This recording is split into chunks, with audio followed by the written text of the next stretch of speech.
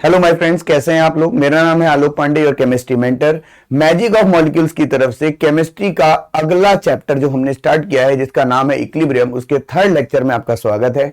आज हम क्या करने वाले हैं, आज हम बेटा लास्ट क्लास के बारे में एक बार डिस्कस करें। पहले हमने क्या पढ़ा और हम आज क्या पढ़ने वाले हैं। देखिए, हमने स्टार्टिंग में पहले लेक्चर में आपको इक्विलिब्रियम के बारे में बताया। इक्विलिब्रियम क्या है, इक्विलिब्रियम कब आता है और कौन सी कंडीशन इक्विलिब्रियम को सेटिस्फाई करती हैं। फिर हमने बताया था उसी में इक्विलिब्रियम का पहला पार्ट था जिसका नाम था फिजिकल इक्विलिब्रियम। फिजिकल इक्विलिब्रियम को कंप्लीटली एक्सप्लेन करने के बाद हमने लेक्चर नंबर 2 बनाया जिसका नाम है केमिकल इक्विलिब्रियम। केमिकल इक्विलिब्रियम में हमने लॉ ऑफ इक्विलिब्रियम के बारे में आपको अच्छे से डिस्कस कर लिया कि लॉ ऑफ इक्विलिब्रियम क्या है। इस लॉ ऑफ इक्विलिब्रियम के बाद आगे का टॉपिक उसमें जो केसी के न्यूमेरिकल्स हैं वो थोड़े बहुत हमने डिस्कस किए। आज की क्लास में हम क्या करेंगे, आज की क्लास में हम डिस्कस करेंगे सबसे पहले कुछ ऐसी कंडीशंस होती हैं जब इक्विलिब्रियम या तो जा चुका होता है या इक्विलिब्रियम अभी आया ही नहीं होता है, मतलब पोस्ट इक्विलिब्रियम और प्री इक्विलिब्रियम। ऐसी कंडीशन में एक नया कांस्टेंट निकलता है जिसको कहते हैं रिएक्शन कोएफिशिएंट। पहले हम रिएक्शन कोएफिशिएंट को पढ़ेंगे, फिर हम स्टोइचियोमेट्रिक कोएफिशिएंट के रेस्पेक्ट में केसी में चेंजेस के बारे में पढ़ेंगे। ये दो टॉपिक करने के बाद फिर हम आगे देखेंगे। तो आज की क्लास शुरू करते हैं। शुरुआत यह है, टॉपिक का नाम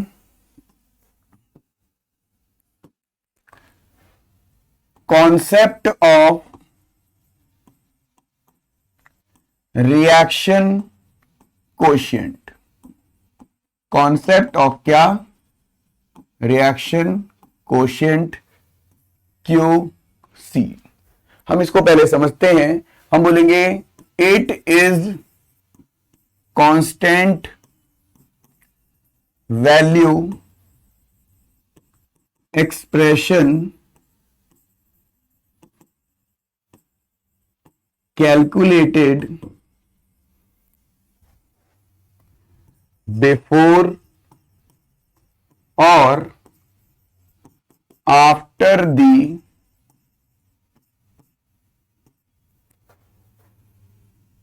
अटेनमेंट ऑफ इक्विलिब्रियम। ठीक है बेटा, इक्विलिब्रियम के पहले या इक्विलिब्रियम के बाद जो कांस्टेंट एक्सप्रेशन निकलता है उसे हम क्या बोलते हैं, QC। सपोज ए रिएक्शन, मान लीजिए मैंने एक रिएक्शन ले ली, AA plus BB give CC plus DD। अब हमने यहां एक्सप्रेशन क्या निकाला, QC। सेम केसी की तरह ही ये एक्सप्रेशन होगा, बट हम ये फिक्स नहीं है कि ये जो डेटा है ये इक्विलिब्रियम पर है या नहीं है, तभी हमने उसका नाम बदल के क्या कर दिया, QC। आगे चल के ये गिब्स एनर्जी से भी रिलेट होगा। अब हम बोलेंगे केस 1। केस 1 क्या है कि अगर QC की वैल्यू KC से कम है तो रिएक्शन को कौन सी डायरेक्शन में शिफ्ट होना है, फॉरवर्ड। केस 2, अगर QC की वैल्यू KC से ज्यादा है तो रिएक्शन कौन सी डायरेक्शन में शिफ्ट होगी, बैकवर्ड। केस 3, अगर QC KC बराबर हैं तो आप बोलोगे नो चेंज, ऑलरेडी इक्विलिब्रियम पर आया हुआ है। ये चीज को मैं एक प्रैक्टिकल तरीके से आपको समझाता हूं। मान लीजिए एक कंटेनर है जिसमें 200 ग्राम शुगर और 1 लीटर वाटर है और इसमें ऑलरेडी क्या आ चुका है, इक्विलिब्रियम। तो इसके कांस्टेंट का अगर नाम देंगे तो हम क्या बोलेंगे, KC। अब हम क्या करते हैं, हम एक और कंटेनर लेते हैं जिसमें शुगर कितनी है, 300 ग्राम और वाटर कितना है, 1 लीटर, और इसको हम क्या बोलेंगे, पोस्ट इक्विलिब्रियम। तो इसके कांस्टेंट का नाम KC तो होगा नहीं, क्या हो जाएगा, QC। अब हम तीसरा कंटेनर लेते हैं जिसमें कितना है, 100 ग्राम शुगर। अब इसको भी हमने किस में मिक्स किया, 1 लीटर वाटर। अब ये क्या होगा, प्री इक्विलिब्रियम। अब इसके कांस्टेंट को भी क्या बोलेंगे, QC। मतलब आप ये प्रैक्टिकली सोचो कि 200 ग्राम चीनी ने 1 लीटर पानी में क्या बना लिया है, इक्विलिब्रियम। अब आपके पास एक ऐसा कंटेनर है जिसमें चीनी 100 ग्राम है। अब इक्विलिब्रियम तक जाने के लिए, सैचुरेशन स्टेट तक जाने के लिए ऑब्वियसली 100 ग्राम चीनी और मिलानी है। तो हम यहाँ पे क्या करेंगे, अगर इसको यहां तक डालने के लिए एक्स्ट्रा 100 ग्राम शुगर को ऐड करेंगे, हाँ या ना। तो जैसे हम एक्स्ट्रा शुगर ग्राम 100 ग्राम शुगर को ऐड करेंगे तो ये इक्विलिब्रियम कंडीशन को पालेगा। तो इस रिएक्शन की डायरेक्शन को हम क्या बोलेंगे, क्या है वो, फॉरवर्ड। और यहाँ QC KC से क्या था, छोटा। तो आप देख ही रहे, तो ये कंडीशन हो गई, समझाने के लिए बता रहा हूं। इसमें क्या है, 300 ग्राम है, तो ऑब्वियसली यहां से क्या होगा, 100 ग्राम शुगर को क्या करना पड़ेगा, रिमूव करना पड़ेगा।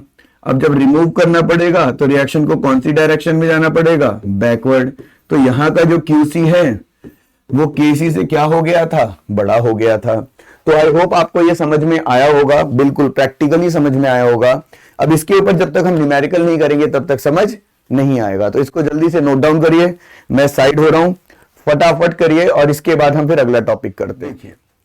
अब हम एक न्यूमेरिकल पकड़ते हैं। क्या न्यूमेरिकल है, और द रिएक्शन जिसमें 2A प्लस B क्या बना रहा है, 3C। If concentration of A कितना है, 10m, कॉन्सेंट्रेशन ऑफ B क्या है, 5m, कॉन्सेंट्रेशन ऑफ C कितना है, 20m। तो कहता है अगर Kc आपको 4 इंटू 10 की पावर 2 दिया है तो कहता है प्रेडिक्ट डायरेक्शन ऑफ रिएक्शन। अच्छा, ऐसे कैसे, ऐसे कैसे हम रिएक्शन की डायरेक्शन बता दें। अब अगर ये गिवन डेटा इक्विलिब्रियम पर होता तो यहां पे KC नहीं दिया होता, वही तो कैलकुलेट करना था। अगर KC भी दिया है, डेटा भी दिया है, इसका मतलब ये डेटा सर्टेन नहीं है कि इक्विलिब्रियम पर है या इक्विलिब्रियम पर नहीं है। तो अब हम समझ गए कि हम यहां पे जो एक्सप्रेशन निकालेंगे वो किसका होगा, ऑब्वियसली QC का। QC का एक्सप्रेशन क्या होता है, C का क्यूब अपॉन में A का स्क्वायर और B की पावर क्या होगा, 1।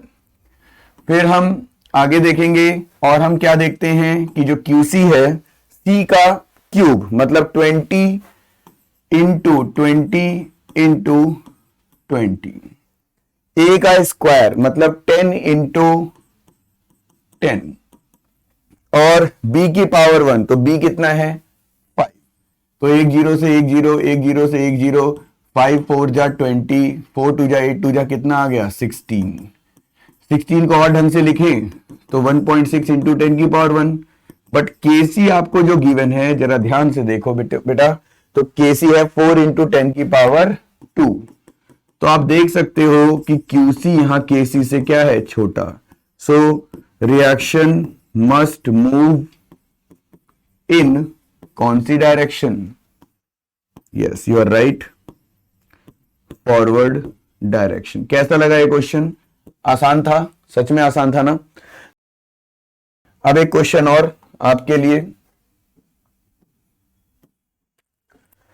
क्वेश्चन क्या है, और the reaction 2x plus 3y gives 2z। Concentration of x क्या है, 10m, कॉन्सेंट्रेशन ऑफ y क्या है, 5m, कॉन्सेंट्रेशन ऑफ z क्या है, तो 20m। If Kc is equal to 2.4 into 10 raised to power minus 3, predict direction of reaction। चलिए शाबाश, करके दिखाइए इसे।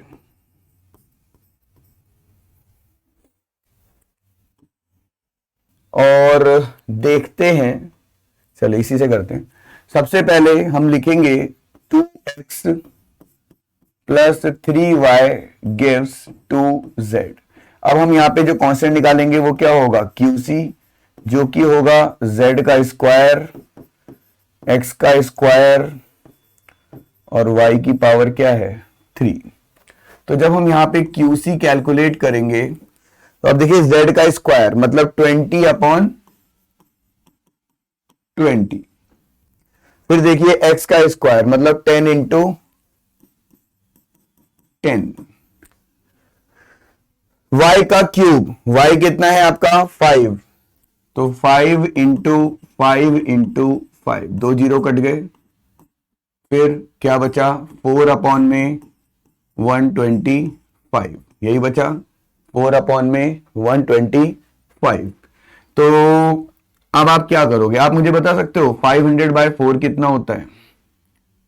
4 1 जा 4, फिर 4 2 जा 8, 4 5 जा 20। कुछ समझ में आ रहा है मैं क्या कहना चाह रहा हूं? कुछ समझदार बच्चे समझ गए होंगे कि हम यहाँ पे एक थोड़ा सा टाइम सेविंग टेक्निक लगाएंगे कि हम इसको 125 को 500 बाय क्या कर देंगे 4। इससे क्या फायदा होगा समझ जाओ।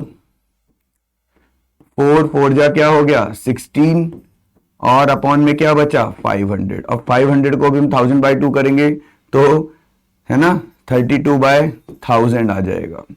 तो मतलब 3.2 इंटू 10⁻³ बाकी 10⁻⁻4 है ना, रुको -2।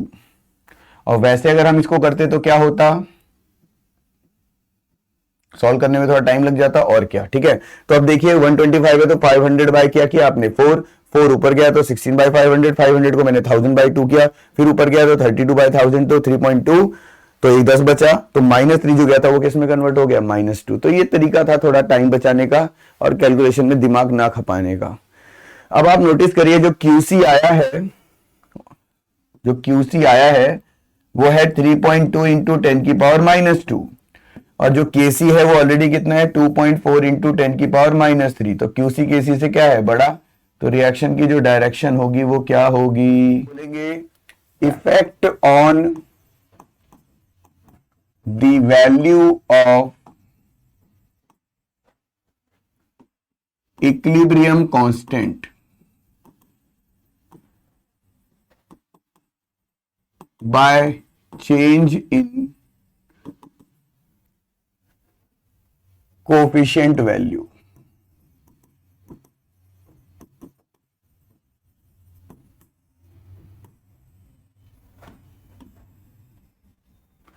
सर इसका क्या मतलब हुआ? अच्छा, हम यहां पे पहले लिख देते हैं सपोज ए रिएक्शन, मान लीजिए एक रिएक्शन आपको गिवन है AA plus BB give CC plus DD। अब हम केस 1 बोलेंगे if we multiply reaction by n, तो जो KC डैश है वो हो जाएगा KC power n। Case 2 if we divide reaction by n, तो KC डैश हो जाएगा KC power 1/n। Case 3 if we reverse the reaction, तो KC डैश हो जाएगा 1/KC। तो ये जो चेंजेस मैंने बताए इनको मैं एक क्वेश्चन की हेल्प से आपको समझाता हूं और बहुत ही आपको फायदा मिलेगा कि ये है क्या। और इस पे न्यूमेरिकल ना है ऐसा हो ही नहीं सकता, इस पे तो न्यूमेरिकल बनता ही बनता है। क्वेश्चन क्या है, for the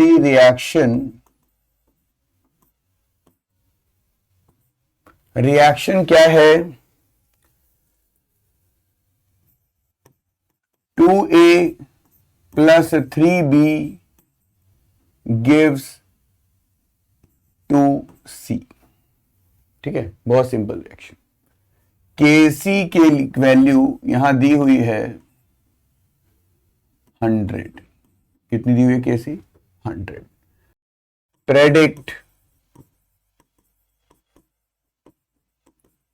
equilibrium constant for A part, formation of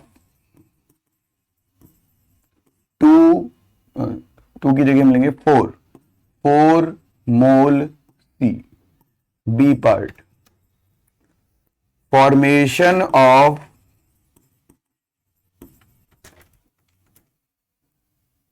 1 mole C, C part, decomposition of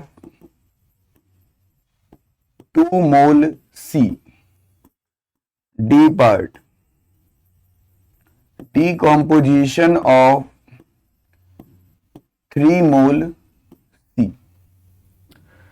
तो बहुत ही अच्छा क्वेश्चन है। एक ई पार्ट और ले लेते हैं, decomposition of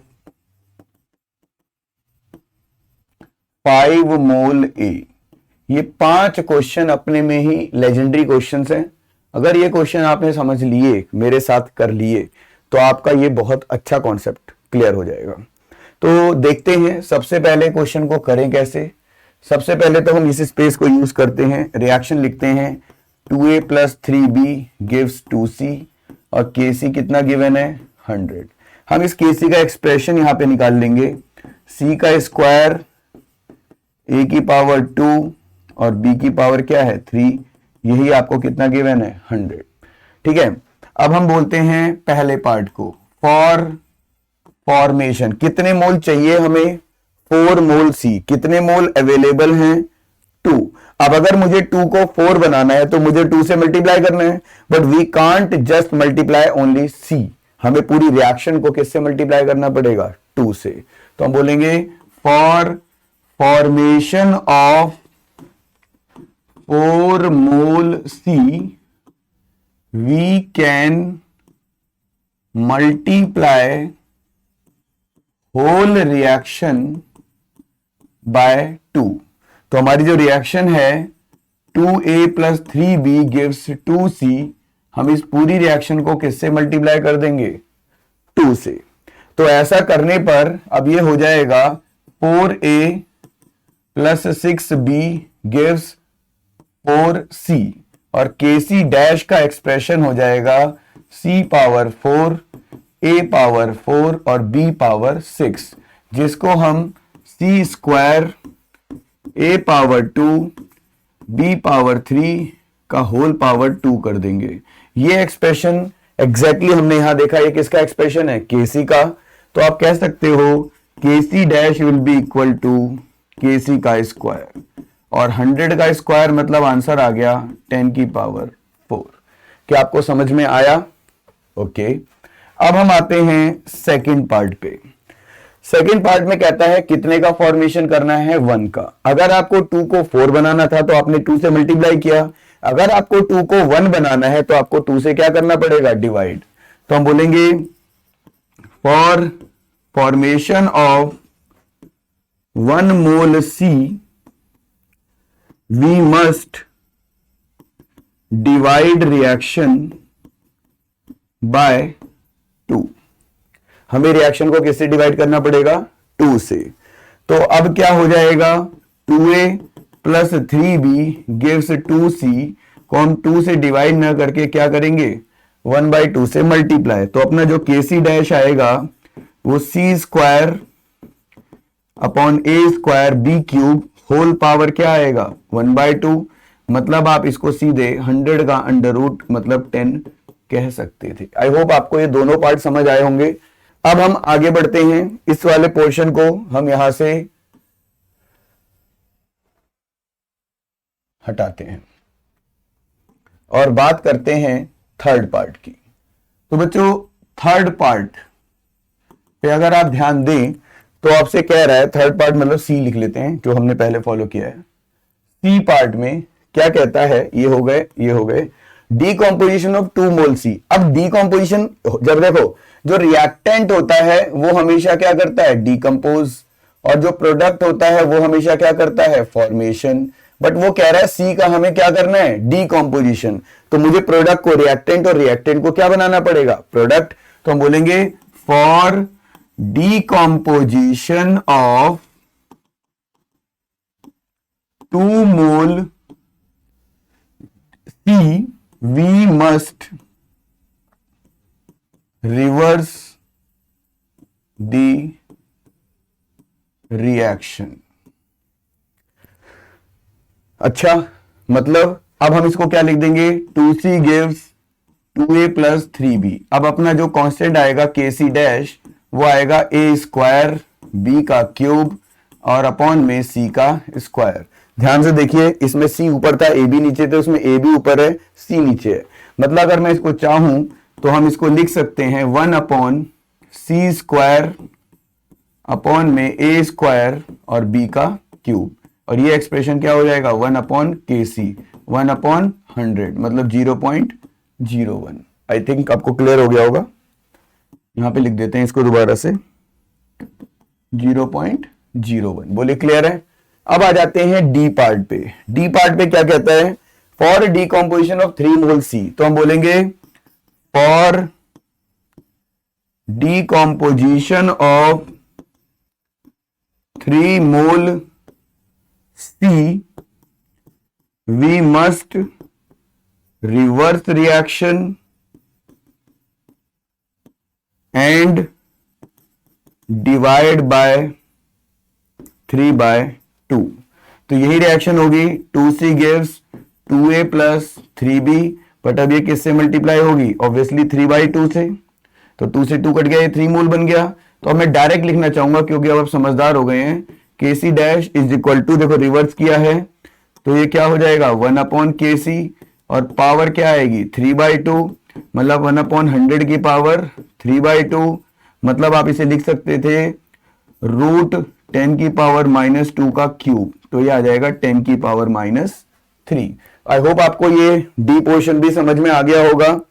अब बच्चों बात करते हैं लास्ट, डीकॉम्पोजिशन ऑफ 5 मोल ए। अरे ए तो पहले से ही रिएक्टेंट है, तो इसका मतलब रिएक्शन को रिवर्स नहीं करना। कहीं आप सोचने लगो कि डीकॉम्पोजिशन लिख दिया है तो रिएक्शन को हमेशा क्या करना होगा, रिवर्स। ऐसा नहीं है, चेक भी कर लेना कहीं वो ऑलरेडी रिएक्टेंट ना हो। अब 5 मोल है तो 2 को 5 बनाना है तो 5/2, तो हम यही स्पेस को यूज कर लेते हैं। अब हम बोलेंगे for decomposition of 5 mole A we must multiply reaction by 5/2। तो KC dash is equal to KC की पावर 5/2। 100 मतलब 10 की पावर 2 का अंडर रूट पावर 5, तो 10 की पावर 5 आंसर आ गया। आई होप आपको बिल्कुल समझ आया होगा बहुत बढ़िया से। अब इसी क्वेश्चन में मैं कुछ चेंजेस करूंगा। तो क्वेश्चन है for the reaction 3x plus 4y gives 2z। KC आपको गिवन है 4 इंटू 10 की पावर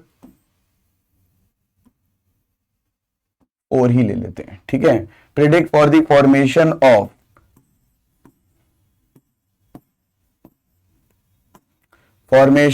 पहले हम ले लेते हैं 3